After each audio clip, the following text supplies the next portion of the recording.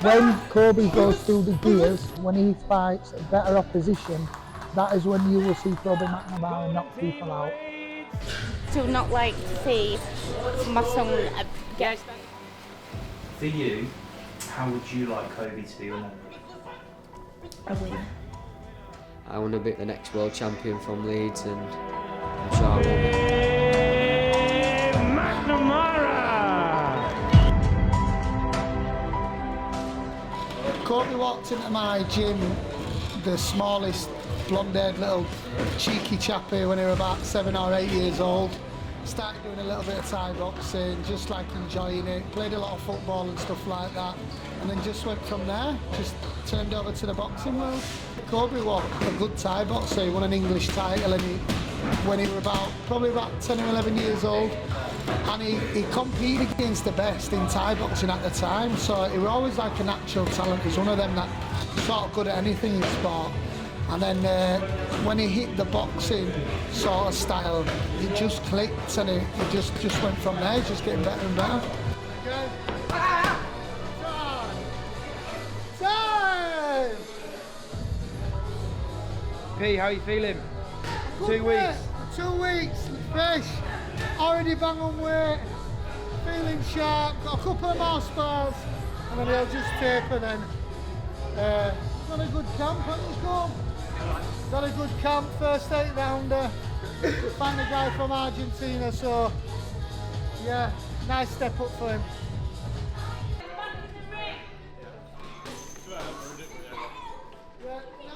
What brought you to the gym? Because a lot of kids just want to play football.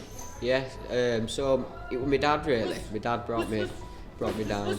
He knew coaches. I actually started at Tobin's, my Namley. He took me there, and then I ended up coming here a few months after. And then I loved the fighting. You know, I love beating someone up. You know what? I were a cheeky chap, you know, small, giddy, flying all over the shop. But I wasn't aggressive. I wasn't like an idiot, but I was just cheeky. Yeah. And with the Thai boxing days, I heard you were quite successful. Could you tell us a bit more about that? Yeah. So obviously I won a British title. That were at Barnsley Metrodome. I obviously known to sell tickets, and I could sell tickets when I was 12. Well, thanks for my dad anyway.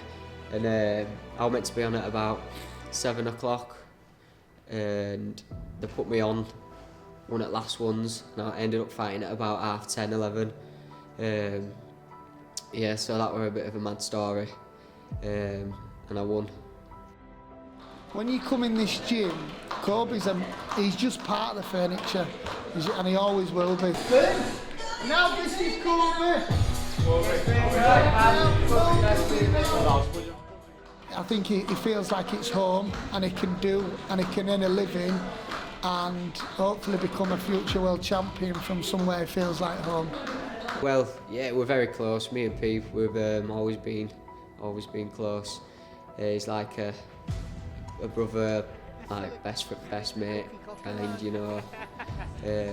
But when it gets down to nitty-gritty training and stuff, he changes, you know, and that's how it needs to be. But yeah, we're really good mates, and I'll stick with him, you know, forever. You know, hopefully win a world title. In the early stage of his professional career, and has been saying that even though he's been boxing above the bantamweight limit. Ellie's a lovely girl, and he's obviously got his little girl Rosa. He's got a really good missus there. She's a lovely, lovely girl, and he's a lucky lad, you know what I mean? He's definitely punchy. Oh, thank you. I first met Koby probably when we were about 14. Kind of like met out at like house parties and things like that. How long have we been together now? I think we've been together about 9 years, end of this year. So we met when we was teens. How do you combat being supportive along with his lifestyle? I think just because I know what his ambitions are, it's not just like a job for Koby. He's got a passion when it comes to boxing, like as to where he wants to be, you know, potentially, hopefully, some titles soon. His first fight after having La Rosa, I think I've never really seen him nervous, but I do think he seemed a little bit more nervous. I think he's got more of a reason behind doing it now. Mummy, have one. Oh no! She keeps me going, you know. That's what I fight for now, and I have that in the back of my mind all the time. I'm fighting for her, so yeah. That's it. I want to make good money and make a good life for her. Most definitely. Go. Cheese! Oh, that's so beautiful. Ouch! Ow! You're cheeky. It's tough, it does change you, like I say, everyone's different and people respond to it differently. I'd do anything for my kids, but I mean, that's how much passionate I am about. I want to do anything for them, but you know, at the same time, I'm also a bit disappointed that in the first 2 years I missed so much of their life and new IBF featherweight champion of the world, Josh the Leeds Warrior Warrington. they are hard times, but you have to look at your daughter, look at your wife and say, this is why I'm doing it. You know, whatever I do as the career goes on, it will benefit her and her in the long run. So yeah, it's tough, but like, you know, my wife constantly thanks me for, you know, sacrifices what we've done for, you know, throughout the years, and you know, sometimes we reminisce of like old pictures and think, miss that, but you know, she puts her arm around me and says, this is why though, this is why you did it, you know, and you can make the memories back up by the time we get now. As you're going through them levels, the opposition gets harder, the pressure becomes higher, more people want to speak to you, especially like when you've got support behind you as well. I mean, for myself, it wasn't until my 10th fight when I boxed for English title, but I only had a small fan base then, and slowly and surely it got bigger and bigger and bigger, then it just exploded. But when that explodes, an all new avenue comes to you. You have to learn to deal with doing media, you know, speaking 3 or 4 hours in press conferences rather than just doing your 5 minutes on the top table and then going home. The role with Koby was to initially work with him to make sure that he was basically better at interviews. The people who managed Koby had kind of identified they had a concern that when he was appearing on camera, he wasn't projecting himself, presenting himself in the best possible manner. Stuff like that, man. What was the biggest difference in there for you? Biggest difference? Don't know really. You hit harder than professionals? So he doesn't need to be a brute in the boxing ring, frankly. He needs to be a really good boxer. So he needs to outbox people. Because I see Koby as an athlete, in a sense, not a fighter, if that makes any sort of sense. So he is going to be he's a really good boxer. He's a really good athlete, and so he will beat people by boxing. And that kind of the approach to the thing as a sport, I think, is probably quite important as well. You know, that boxers, nobody works harder than boxers in terms of where they train for the thing they do. So we'd like to emphasise all of that stuff, and we have tried to do that as well. So this is your first 8-round fight. Yeah. Leeds, Ellen Road. How do you feel? Yeah, obviously I've had a bit of news.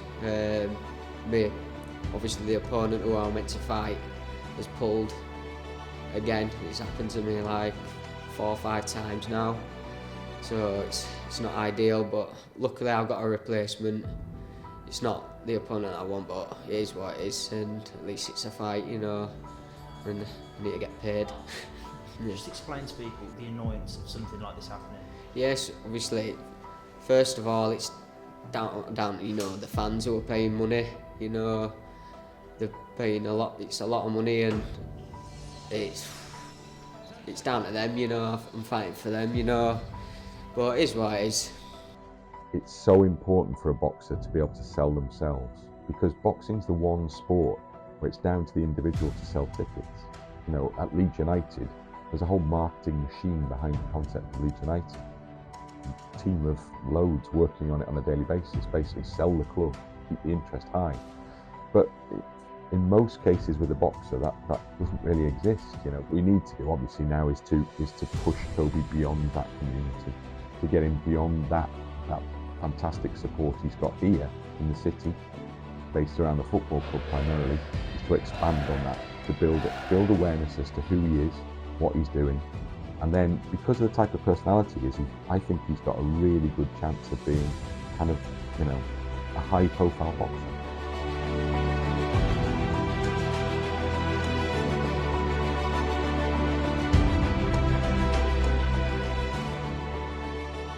Yeah, I feel good, ready, sparring's going good.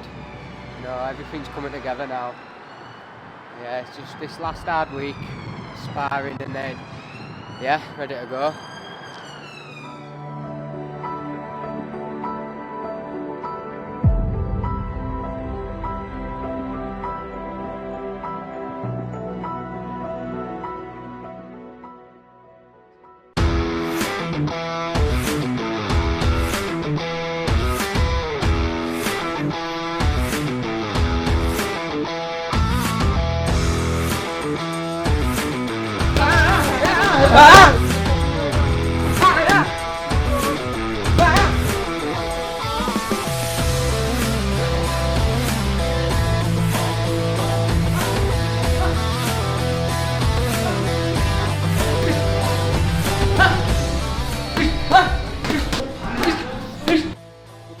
Sparring done now. That's it, that is your final spar of camp. How do you feel? Good. Feel good, flying, everything going right, peaking nice. So yeah, there's only one thing left to do. Get that win.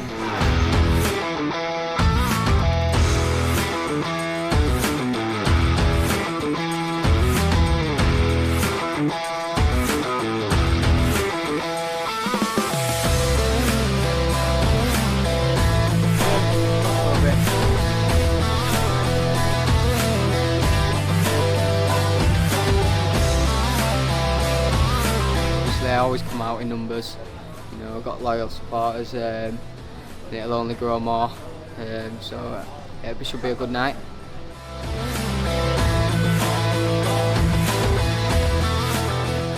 Looking forward to it. He's done the hard bit, this is the easy bit now.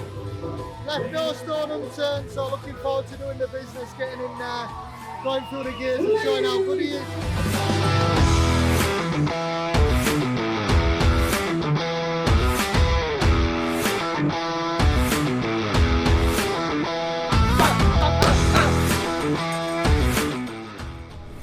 You're here now, pal.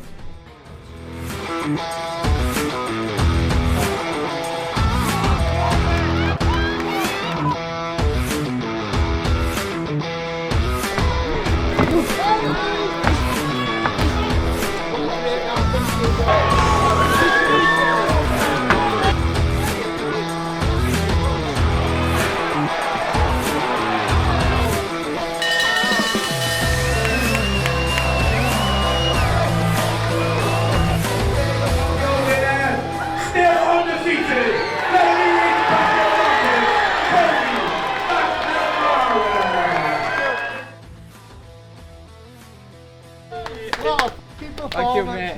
Thank you. Box that in skin. Well done, buddy. Yeah, it was.